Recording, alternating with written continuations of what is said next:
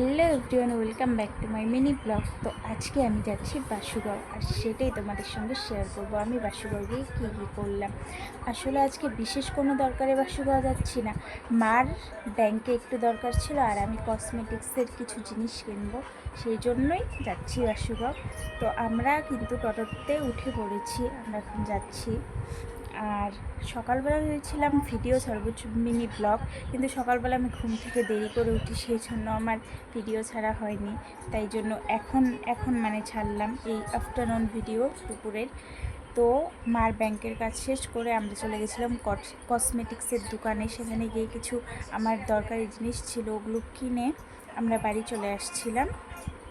আর আস্তে আস্তে কিন্তু আমাদের বাড়ির পাশেই একটা নদী আছে, মানে চাম্পা নদী। ওই চাম্পা নদীর ভিউটা দেখতে দেখতে আসছিলাম, এত সুন্দর একটা ভিউ। এখানে ভেবেছিলাম ফটো উঠবো, কিন্তু এতটা রৌদ্র দিয়েছিল যে আর ইচ্ছেই করছিল না টোটো থেকে নেমে এখানে ফটো উঠবো। সেই জন্য আমরা সোজা বাড়ি চলে আসি। তো আজকের জন্য এইটুকুই, দেখাচ্ছি নেক্সট ভিডিও। টাটা।